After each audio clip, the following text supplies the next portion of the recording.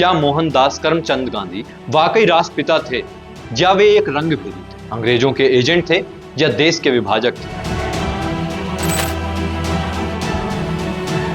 भारत की आजादी के बाद से हमें यही बताया गया है कि एम के गांधी हमारे देश के राष्ट्रपिता हैं, एक महात्मा हैं जिन्होंने अंग्रेजों से आजादी दिलाई। लेकिन क्या ये सारी बातें सच है? और क्या गांधी जी के बारे में बस इतना ही है या कुछ और भी है जो हमसे छुपाया गया?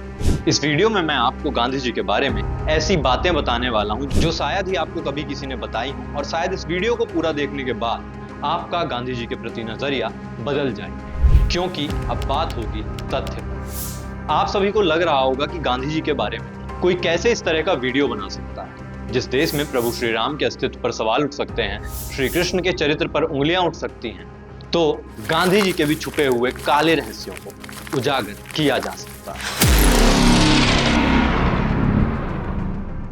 आजादी के बाद से हमें बताया गया कि एम के गांधी देश के राष्ट्रपिता हैं, लेकिन अगर मैं कहूं ये बात झूठ है तो क्या आप मानेंगे? 2012 में गृह मंत्रालय ने एक 6th क्लास के स्टूडेंट की याचिका के जवाब में बताया था कि भारत सरकार ने कभी भी संवैधानिक तौर पर गांधी जी को राष्ट्रपिता घोषित नहीं किया है, और इसका रीजन है आर्टिकल 18 का सेक्शन 1, जो किसी भी व्यक्ति को किसी भी प्रकार का टाइटल जारी करने की अनुमति नहीं देता अनटिल अनलेस वो किसी एजुकेशनल या मिलिट्री इंस्टीट्यूट से रिलेटेड। पर हाँ, गांधी जी को एक देश का राष्ट्रपिता जरूर ऑफिशियली डिक्लेयर किया जाना चाहिए, पाकिस्तान का।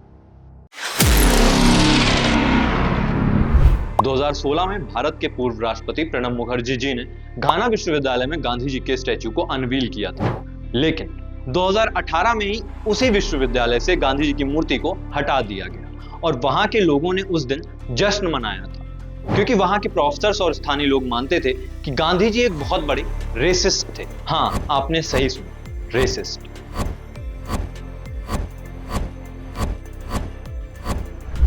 आप सभी को वो घटना याद होगी जब गांधी जी को दक्षिण अफ्रीका में ट्रेन से उतार दिया गया था, क्योंकि तब फर्स्ट क्लास कोचेस जो होते थे वो केवल गोरों के लिए होते थे। इसके बाद ही गांधी जी ने अपने जीवन का पहला आंदोलन सिविल डिसोबीडियंस पर किया था। एक तरफ गांधी जी रेसिज्म के खिलाफ आंदोलन कर रहे थे, तो दूसरी तरफ गांधी जी का मानना था कि इंडियंस जो हैं वो अफ्रीकन ब्लैक से सुप्रीम हैं और इंडियंस की उनके साथ तुलना नहीं की जानी चाहिए।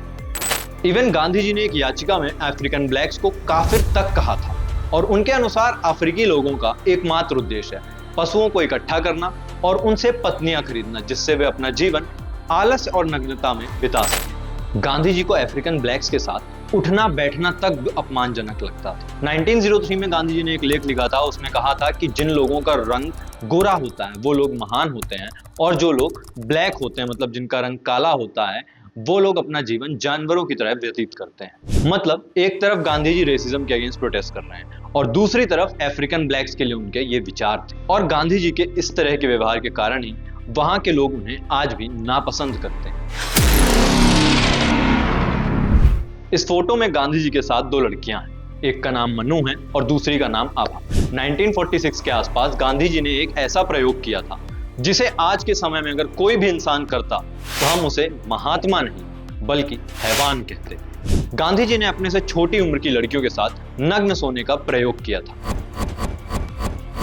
गांधी जी ने वैसे तो ब्रह्मचार्य अपनाया हुआ था, लेकिन इस प्रयोग के जरिए वे अपनी आत्मनियंत्रण शक्ति को परखना चाहते थे कि नग्न लड़कियों के साथ सोने के बावजूद भी वो यौन उत्तेजित नहीं होते। लेकिन सवाल उठता है कि क्या यह तरीका सही था आत्मनियंत्रण सिद्ध करने के लिए, खास करके जो इंसान खुद को ब्रह्मचारी बताते आया हो उसका ऐसा करना। सदियों से हमारे देश में ब्रह्मचार्य की परंपरा चली आ रही है, और क्या कभी आपने सुना है कि किसी ने इस तरीके से आत्मनियंत्रण हासिल किया हो या उसकी जांच परख की? लेकिन गांधी जी के इस प्रयोग को दबाकर देश के लोगों को पेश किया गया कि गांधी जी एक महात्मा है। गांधी जी के एक और छुपे हुए पहलू की बात करें तो उन्होंने हमेशा एक तरफा होकर मुसलमानों का पक्ष लिया। रघुपति राघव राजा राम ईश्वर अल्लाह तेरो नाम, यह भजन तो आपने सुना ही होगा, पर यह भजन कभी भी हिंदू धर्म में था ही नहीं। गांधी जी ने इसे लोगों के बीच में एकता के लिए गाना शुरू किया था, पर सवाल उठता है केवल इसी गाने को क्यों? गांधी जी ने मुसलमानों या ईसाइयों के धर्म के साथ कोई गाने को छेड़छाड़ करके ऐसा भजन क्यों नहीं बनाया? क्योंकि गांधी जी को अच्छे से पता था कि हिंदू उन्हें अपना भगवान मानते हैं, लेकिन अगर वे किसी और धर्म के लिए ऐसा कुछ करेंगे तो जो अभी कन्हैया लाल के साथ हुआ वो शायद उनके साथ भी हो सकता था। गांधी जी अक्सर गीता का संदर्भ देकर लोगों को अहिंसा का संदेश देते थे। लेकिन दोस्तों, जब विश्व युद्ध शुरू हुआ तो यही अहिंसा के पुजारी गांधी जी भारत की जनता को अंग्रेजों के लिए लड़ने को भेज दिया था। बापू, फिर तो आपकी अहिंसा का ज्ञान एक पाखंड निकला। और इसी कारण लोगों ने सवाल भी उठाए थे कि गांधी जी सच में देश के लिए लड़ रहे हैं या देश की आजादी और अंग्रेजों के बीच एक एजेंट है।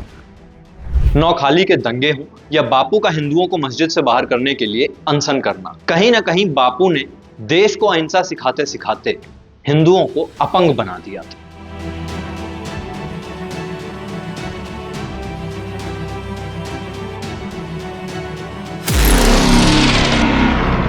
पूरे जीवन सबको ज्ञान दिया कि सबको समान अधिकार होना चाहिए और लोकतंत्र से ही देश को आगे बढ़ना चाहिए। पर जब बारी आई देश की कमान सौंपने की तो उन्होंने 12 वोट से जीते हुए सरदार पटेल जी को दरकिनार करते हुए अपने पसंदीदा नेहरू जी को मौका दिया था। सवाल यह भी उठता है कि गांधी जी, जिन्हें अंग्रेजों का सबसे बड़ा दुश्मन बताया जाता है, उनको कभी काला पानी नहीं भेजा गया, उन पर कभी अंग्रेजों का लाठीचार्ज नहीं हुआ, उन पर कभी अंग्रेजों ने प्रतिबंध नहीं लगाए। एक तरफ क्रांतिकारियों को अंग्रेज फांसी और काला पानी जैसी सजाएं दे रहे, तो वहीं दूसरी तरफ अंग्रेज गांधी जी के साथ हाई कॉल मीटिंग्स करते थे। अब समय आ गया कि हमें जो पढ़ाया गया है उस पर सवाल उठाएं और पूरी सच्चाई देखें। If you found this video informative, please share it with your friends and family and subscribe to Tathya, क्योंकि अब बात होगी तथ्य पर।